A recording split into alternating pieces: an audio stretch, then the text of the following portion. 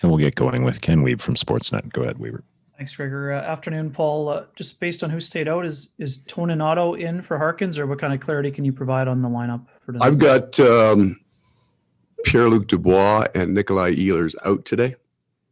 And that's all the clarity you're getting. We'll go next to Paul Friesen from the Winnipeg Sun. Go ahead, Paul. Hey, Paul. After the last regular season game, you mentioned Pierre-Luc, and I forget who the other one was, Kopp. They were both going to be fine for game one of this. Yeah. So was there a setback, or did they find something that they weren't expecting? No, that was kind of my feel after where we thought they'd be the next day, and he wasn't as good the next day as I'd hoped he would be. That's all. We'll go next to Jeff Hamilton from the Winnipeg Free Press. Go ahead, Jeff.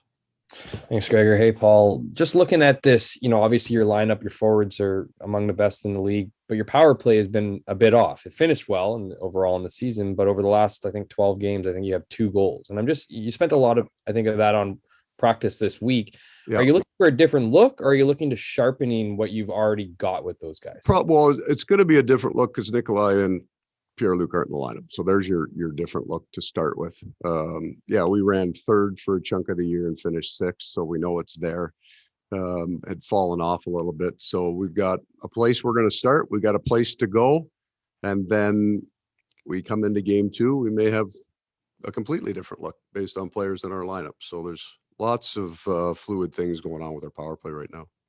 Go back to Jeff Hamilton for a follow-up. Go ahead, Jeff.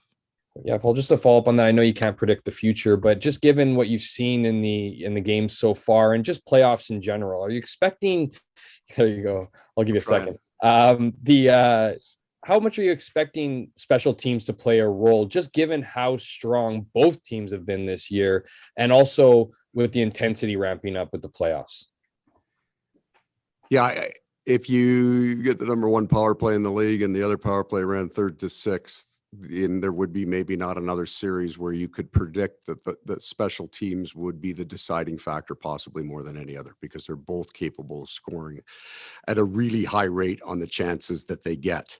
You're going in against the 1 power play, so we want to stay out of the penalty box. We don't want this to become a special teams game because they've been good at it against us as well. And as you would expect with the people they put on the ice. So there's a chance that that's the deciding factor in this series. We would prefer it's not, unless it's for us. But I think we would look at special teams in this series being exceptionally critical, maybe more critical possibly than other series. We'll go next to Murat Atesh from The Athletic. Go ahead, Murat. Thanks, Gregor. Hi, Paul.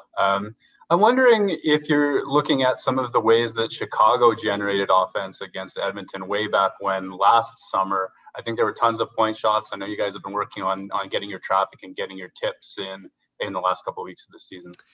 So I think the Edmonton Oilers are a considerably different style of game that they play this year than from last year. In 1 year, there's been quite a bit of development in their game. So I don't know that the story's there. We've looked at anybody in the North Division that either had success defensively against Edmonton or offensively against Edmonton. And then we look at our game. That's where we're pulling themes from of teams that were able to keep them off the board a little better than other teams. We looked at them and what the tendencies in those games. If we were talking about generating offense, how does Edmonton give up their chances? So we would look in that department, and then we looked in our game. But I don't, so the answer was yes, in that we looked at it, but no, in that we don't think that there's anything there necessarily that's applicable now, because I think their game is considerably different. We'll go next to Kelly Moore from 680 CGOB. Go ahead, Kelly.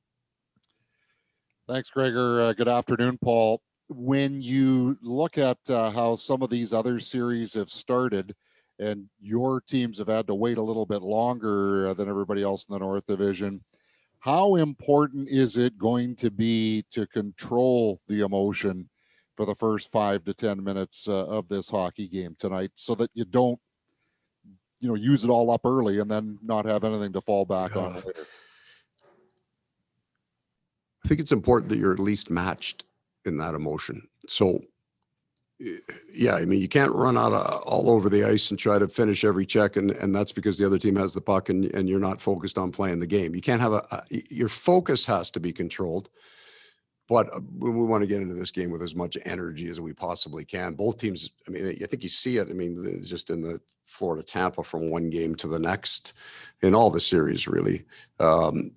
It will settle in after the first afterburners get lit up, right? Everybody's coming out hot, and then it'll set it in. I would suggest you want to make sure you're coming out hot too. So let's have lots of emotion early, and let's just control it in our decisions. We'll go next to Sarah Lesky from TSN. Go ahead, Sarah.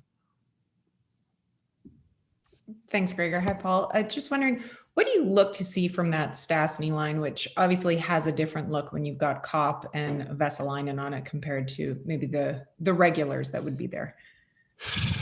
We've got two really smart kind of center icemen, right, that understand the defensive parts of the game. I think that Andrew could play center on that line in a lot of ways, be as effective. I think Paul's got a different set of hands on him, but I think Andrew can do more on the wing than necessarily Stas can as that group goes. But they're going to be responsible, and there's enough hands there that they should be able to generate some offense. It's not going to be necessarily blinding speed, and it's not going to be breakaway offense and stretch offense, but they will make enough very good support plays up and down the ice that they can break the puck out and they can be effective in the offensive zone. We'll go next to Sean Reynolds from Sportsnet. Go ahead, Sean. Thanks, Gregor. Hey, Paul. The line blending that you did throughout the year was for a situation like this, heading into the playoffs, so everyone would be prepared for this. So how much better do you think this team is prepared because of this? And where do you think your players' confidence lies in being able to play with everyone at this stage? What have you seen from them over the year leading up to this point? I think it should be strong. Now we have two really important, I'm going to say top 6 players out of our lineup, but we've seen, and I guess from my point of view, with the way it's structured right now, I still have a bunch of things I can do in game and it won't cause our team any problem. There's pieces that we can move depending, and I may do that just where faceoffs are, my anticipation of who's coming off the bench next from the Oilers. So that movement may happen during the game. These don't have to be set in stone. And they're all, I guess I'm asking Kristen Vesalainen to play a position he hasn't a tremendous amount of experience on, but all of these other guys that we're talking about have had lots of experience moving around, right? Kopp and Perreault and Stastny, the guys that I would necessarily move around the most, they do it without thinking. It's not an issue for them. So we're in a good place in that with a couple of really key guys out of your lineup. We've got other players that can come in and can move around. Go next to Ken Weeb from Sportsnet. Go ahead, Weaver. Thanks, Gregor. Paul, what role will the space in front of the blue paint play at both ends? We know that Edmonton's done a good job specifically on the power play, and that you guys probably need to get a little bit more traffic in front of Mike Smith. Yeah, I think that isn't a story of this series, but it's absolutely a story of playoff hockey, right? So we're going to say it's a real key piece to this, because there are fewer and fewer rush chances in playoffs hockey, right? You don't have guys cheating in behind. The risk factor comes right down. So safer plays with the puck, which means less turnovers, and there's less of a rush game.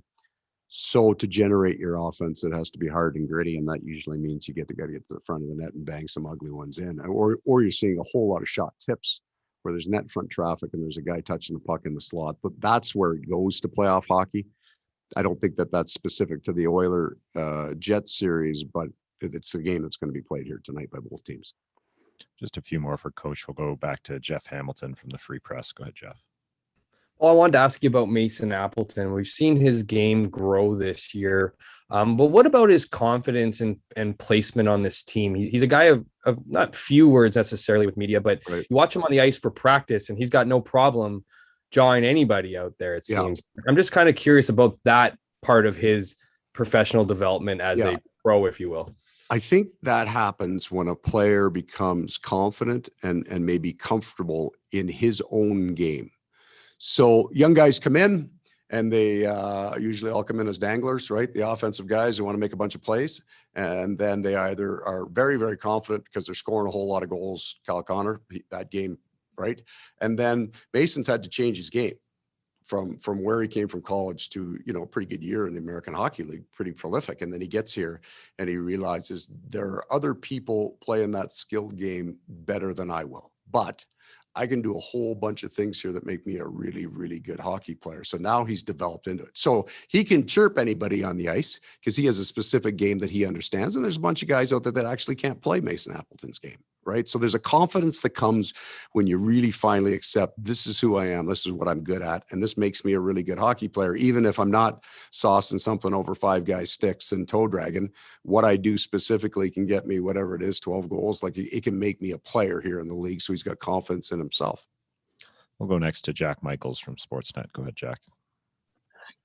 Paul, in your experience, is there any relevance to how you finish in the regular season or how you do against a particular opponent during the regular season when it's time to drop the puck in the postseason?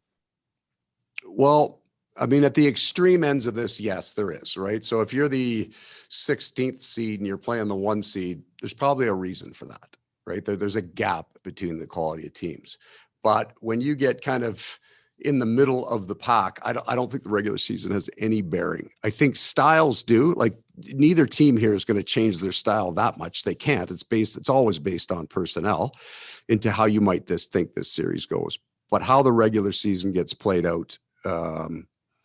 So I'll just offer 2 examples going back to 2009. We went 0 for 4 against Boston and beat them in Game 7 in their building. And go back a couple of years, we had dominated the St. Louis Blues and lost to them in the first round. I mean, we beat them 8-5 in their building. It could have been 15-5 in their building. So we were a much better team than they were in the regular season. But by the time the playoffs got there, they were a better team than we were. I don't think there's probably less of an advantage now between teams because we played each other so darn much, right? Like we had finished our last game with St. Louis, I think it was early January, and then we didn't see them for 4 months and we play them. These guys, I mean, there's no secrets here between the 2 teams. So I don't think the regular season has a whole lot of bearing to what goes on in the playoffs. And I'm not a big believer in momentum either, like feeling really good before Game 1, because that puck drops and momentum change happens. And right. And every time the puck drops, you get an opportunity to change the momentum of a game. So I mean, they finished better than we did this year because they had a better regular season than we do. And so they get to say right now they're a better hockey team than we are based on that. And then the puck's going to drop and we're going to try to change it. Thanks very much, Coach. Okay, guys. Thanks, everyone. We'll be back with you post-game. Have a great